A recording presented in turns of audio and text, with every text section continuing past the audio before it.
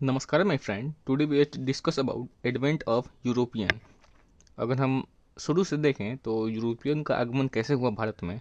तो अगर हम देखें कि यूरोप का कंडीशन क्या था, तो 500 एडी के आसपास रोमन एम्पायर लगभग फ्लोरिश कर रहा था और धीरे धीरे आगे चलकर 700 एडी के आसपास ये डिक्लाइन हो रहा था और यहीं पे यूरोप का डोमिनेंस चालू हो जाता है। फिर आगे हम देखते हैं कि यूरोप में डार्क एज का शुरुआत होता है, उसमें फ्यूडलिज्म और रोल ऑफ चर्च जो कि पॉलिटिक्स को बहुत ही डोमिनेट करते थे, वो बहुत ही इम्पोर्टेंट हो जाता है डार्क एज में। फिर हम आगे देखेंगे कि कैसे रेनेसा आता है, रिफॉर्मेशन होता है, फिर चर्च का रिफॉर्मेशन होता है, फिर scientific development, innovation, art, culture, philosophy का इनोवेशन होता है, फिर शिप बिल्डिंग नेविगेशन के लिए होता है। मतलब बहुत सारे डेवलपमेंट होता है रेनेसा के कारण, जिस कारण से आगे का जो यूरोप का कंडीशन होता है वो आगे फ्लरिश कर पाता है। इसके बीच में और 1350s में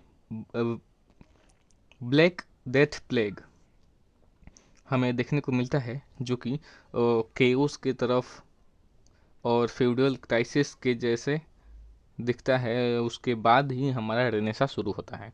फिर देखते हैं कि इन सब के कारण यूरोप में ग्रोथ, एग्रीकल्चरल ग्रोथ, अर्बनाइजेशन और इकोनॉमिक ग्रोथ फ्लरिश करता है और वहाँ लग्जरी के रूप में इंडिया के टेक्सटाइल और मीट के लिए स्पाइसेस जो कि इंडिया में ही मिलते थे, इनको देखा जा रहा था।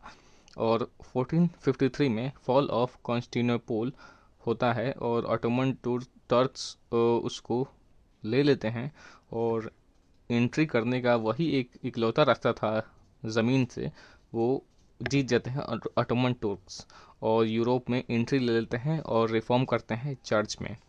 फिर हम एक थियोरी और देखें कंसेप्ट कि एक होता है फ्यूडलिज्म। यूरोपियन फ्यूडलिज्म को अगर देखें तो मान के चलिए एक लॉर्ड है, किंग है, वो पुश्तैनी अपना आते जा रहा है डायनेस्टी की तरह। और उस समय फ्यूडलिज्म यूरोप में ज़्यादा थी, लॉर्ड का महत्व नहीं था, बल्कि वहाँ छोटे छोटे जो ड्यूक होते थे या फिर वैसल होते थे उनका इम्पोर्टेंस था। उनके पास फोर्ट थे, उनके पास अपनी कैवलरी यानी कि अपनी आर्मी होती थी और सर्फ होते थे जो कि एग्रीकल्चरल लैंड पर एग्रीकल्चर करते थे और आर्टिजन्स होते थे और उस पूरे लैंड का ऑनर ड्यूक ही होता था। उस समय फ्यूडलिज्म के समय लॉर्ड का ज़्यादा इम्पोर्टेंस नहीं था, बल्कि बहुत सारे ड्यूक का ही इम्पोर्टेंस था। तो आगे हम देखते हैं कि जो स्पेन और पुर्तगीज़ का जो पेनिनसुला है, जिसको आइबेरियन पेनिनसुला कहते हैं, यहाँ के जो राजा थे हेनरी, इन्होंने नेविगेशन के बारे में प्रमोट करना और उनको बढ़ावा देने को कहा। और आगे चल के हम देखते हैं कि 1492 में कोलंबस, जो कि स्पेन का रहने वाला था, अमेरिका को खोज देता है। और यहाँ पे फिर आगे चलकर पुर्तगीज़ 1887 में बार्थोलोम्यू डियोज ने केप ऑफ गुड होम को भी खोज देता है। इससे पहले हम एक बात कर लें कि ये लोग खोजबीन इसलिए कर रहे थे क्योंकि यहाँ पे जो इंडिया के रास्ता जो था उसके बीच में अरब मर्चेंट्स यानी अरबों का बहुत दबदबा था और वो ही इंटरमीडियरी के रूप में काम करते थे, यहाँ के सामान ऊंचे दाम पर यूरोप में बेचते थे। इस कारण से यूरोपियंस में बहुत डर का माहौल था और उनके पास जो हमला हुआ था, fall of Constantinople Ottoman Turks के, इनका भी डर सताने लगता था।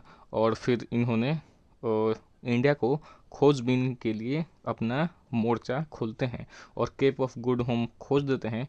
फिर आगे चलकर Vasco da Gama Cape of Good Hope तक आता है और Indian Muslim trader Abdul Majid की सहायता से कोझिकोड, जो कि अभी कहा जाता है और पहले कालीकट कहा जाता था, वहाँ पे ये आता है और यहाँ से सामान ले जाता है।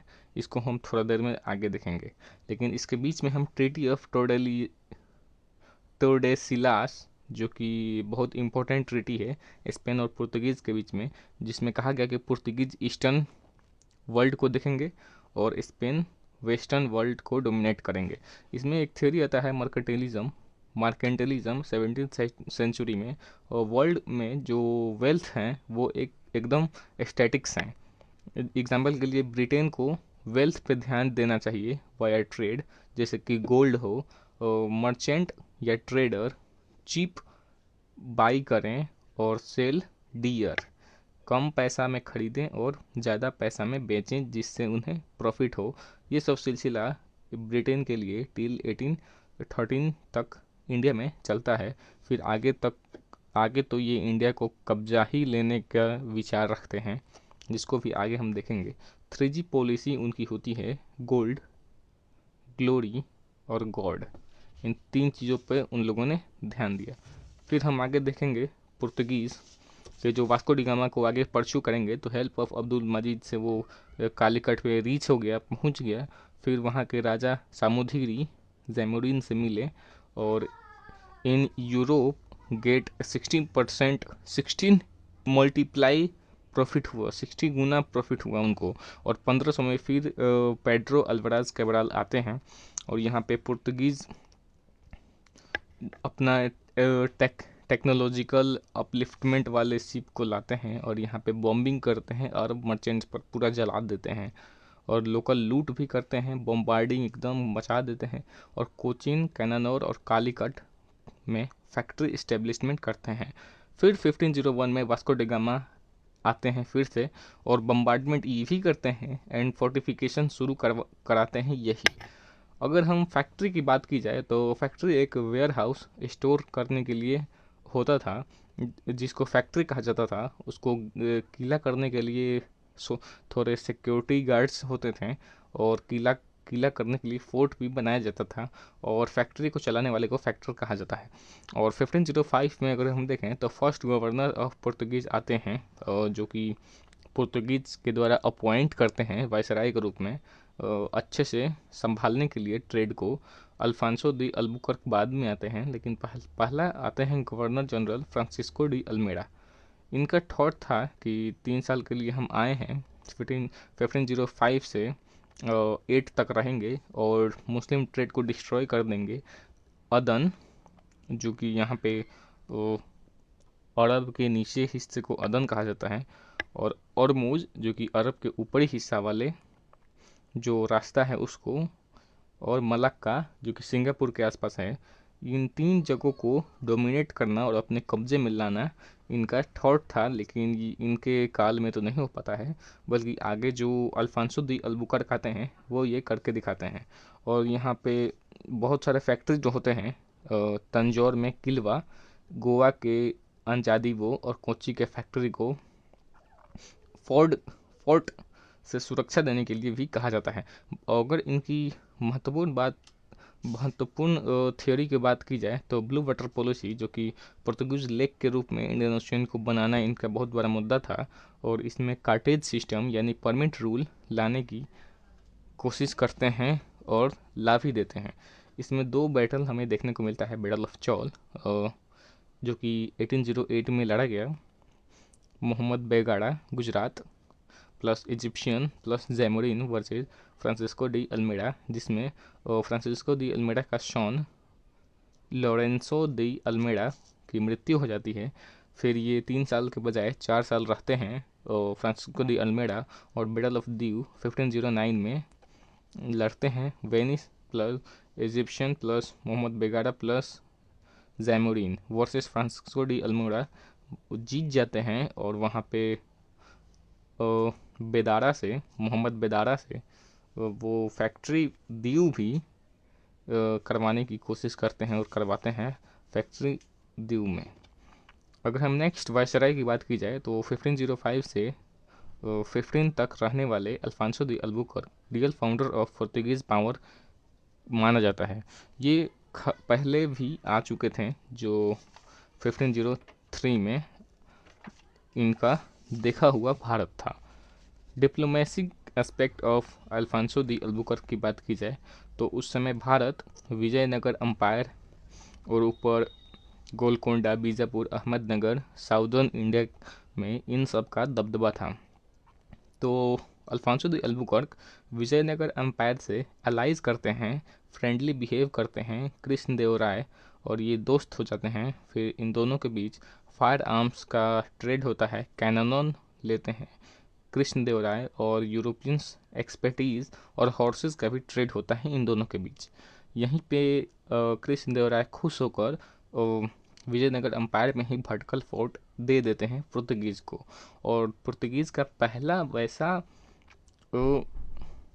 जो स्टेट है, जो शहर है गोवा, उनको बीजापुर से जीत कर 1510 में अपना फैक्ट्री इस्टेब्लिशमेंट करते हैं। इनकी जो पॉजिटिव एस्पेक्ट की बात की जाए तो अल्फांसो द अल्बुकर्क सती को एबोलिश किए थे, और जो गोवा था ना उनको Portuguese new house local vibes जैसे बनाने की कोशिश की जाए, सेकंड पुर्तगीज हाउस गोवा ही हो ऐसे वो चाहते थे। और रोड्स एंड इरिगेशन वर्क्स किए गोवा में, new crops tobacco cashew nuts यहाँ पे भारत में लाएं, फोर्टिफिकेशन किए गोवा को। फिर हम देखेंगे आगे एक टाइमलाइन, तो वास्को डी गामा आते हैं, फिर कैब्राल आते हैं जो कि कालीकट कोचीन कैनानोर में फैक्ट्री इस्टेब्लिशमेंट करते हैं, और फिर फ्रांसिस्को दी अल्मेडा आते हैं, blue water policy cartaz system, Chaul की लड़ाई लड़ते हैं और दीव की लड़ाई लड़ते हैं। फिर अल्बुकर्के आते हैं और ये सब जो गोवा को जीत लेते हैं, फिर सती को ख़त्म कर देते हैं। फिर पुर्तगीज़ को न्यू हाउस की तरह गोवा को देखा जाता है। फिर आगे वैक्यूम पीरियड आ जाता है। फिर बीच में एक वास्को डी गामा फिर आते हैं 1525 में, लेकिन उनका कोचीन में डेथ हो जाता है। फिर हमें मेजर वायसराय या फिर गवर्नर जनरल देखने को मिलता है नीनो द कुन्हा। इन्होंने कोची से हेड क्वार्टर गोवा को शिफ्ट किए, और यहाँ पे हम देखें कि हुमायूं के जो दुश्मन था बहादुर शाह उनको सहायता प्रदान किए, लेकिन आगे चलकर ये जो दीव देने का जो वादा था यू टर्न ले लेते हैं और पुर्तगीज से दूरी होने के विचार रखते हैं, लेकिन इनको मार दिया जाता है या फिर मर जाते हैं सीप में पुर्तगीज से मिलने के समय। फिर आगे हम देखेंगे कि 1570s में दक्कन सल्तनत से ट्रीटी होता है, जिस कारण ये पुर्तगीज़ का फ्लरिशमेंट होता है। पुर्तगीज़ एडमिनिस्ट्रेशन की बात की जाए तो वायसराय काउंसिल होती थी, वेडर द फेजेंडा कार्गो वॉच आउट होते हैं कार्गो को देखभाल करने के लिए, और फैक्ट्री के कैप्टन को फैक्टर कहा जाता है।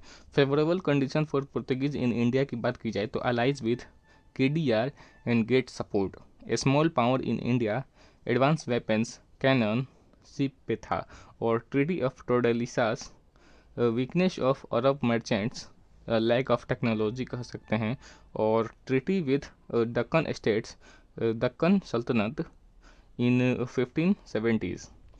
फिर first and last European till 1961 in India में रहते हैं। अगर रिलीजियस पॉलिसी ऑफ पोर्तुगीज़ की बात की जाए तो इनिशियली इनकी इनेमी था, यानी दुश्मन था अरब, लेकिन आगे चलकर अदर रिलीजन्स हो जाते हैं। इनका मेन मोटो था स्प्रेड क्रिश्चियनिटी, जैसे कि गोवा इंस्क्यूशन होता है, इंक्यूजिशन होता है 1540s में, यहाँ पे बहुत सारे वायलेंस होता है रिलीजन के लिए ही। और फ्रांसिस जेवियर 1506 से 1552 तक ये चाहते थे कि हम केवल धर्म को स्प्रेड करें, रिलीजन को स्प्रेड करें। इनका मोटो वेल्थ को हथियाना नहीं था। ये क्रिश्चियनिटी को स्प्रेड करने के लिए Japan, Borneo, Malacca island and Shangchuan island पे गए। चाइना में जाने के लिए कोशिश किए, लेकिन वहीं पे अनफॉर्चुनेटली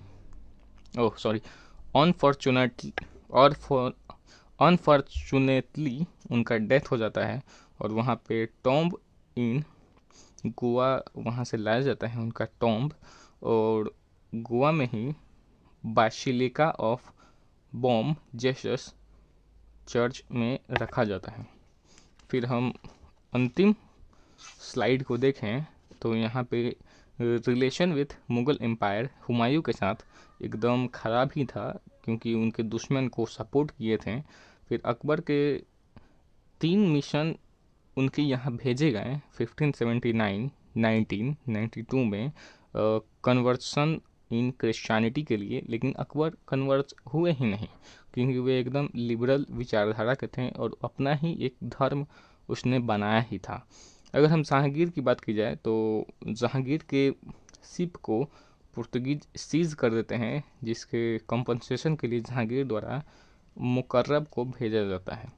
शाहजहां के साथ रिलेशन की बात की जाए तो सतना में इनका खुद का ही पुर्तगीज का फैक्ट्री था, लेकिन हुगली जो कि मुगल के कंट्रोल में था, हुगली में ट्रेड करने के लिए छूट दिया जाता है, लेकिन इसको इस्तेमाल के लिए, मतलब ज़्यादा इस्तेमाल के लिए साल्ट मैन्युफैक्चरिंग यहीं पे शुरू कर देते हैं, कस्टम हाउसेज इस्टेब्लिशमेंट करते हैं, टोबैको पे मोनोपोली अपना स्थापित करते हैं। और सबसे बड़ा खतरनाक चीज़ होता है कि ये स्लेव ट्रेड करते थे और मुमताज़ महल के कुछ रिलेशन के 3-4 लड़कियों को स्लेवरी में ढकेलते हैं, लेकिन शाहजहां के कहने पर कासिम खान वर्सेस पुर्तगीज होता है। और reason behind decline of Portuguese तो strained relation with powerful Mughals, और दूसरा rise of Maratha captured Salsette Bassein from Portuguese, religious activity, rise of political fears, reputation like sea pirates, discovery Brazil के होते हैं जिसे इंटरेस्ट कम हो जाता है। 1581 में स्पेन और पुर्तगाल मिल जाते हैं, अदर कंपनी पावर में आ जाती है जैसे कि इंग्लिश कंपनीज। और इन्फ्लुएंस, पॉजिटिव इन्फ्लुएंस की बात की जाए तो सती प्रथा को इन्होंने ख़त्म किया, क्रॉप जैसे टोबैको, कैश्यू, पोटैटो को लाया भारत में, प्रिंटिंग इन्हीं नहीं लाया क्रिश्चियनिटी को स्प्रेड करने के लिए, फिर फिलग्रीज वर्क जो कि डिज़ाइन होते हैं गहनों पर, उनको भी लाया, टेक्नोलॉजी वार के लिए fire arms, ship, cannon, multideck ship भी इन्होंने यहाँ पे इन्फ्लुएंस कर कर लाया। फिर आर्किटेक्चर की बात की जाए तो wood work, sculpture, manuscript architecture में 2 आर्किटेक्चर देखने को मिलता है, पैशियो हाउस और बारको स्टाइल आर्किटेक्चर, जिसमें ड्रामा देखने को मिलता है ज़्यादा। और basilica of Bom Jesus Goa जो 1604 में बनाया गया था, यूनेस्को में शामिल है, यूनेस्को हेरिटेज में भी शामिल है, और यहीं पे उनका फ्रांसिस जेवियर का वो है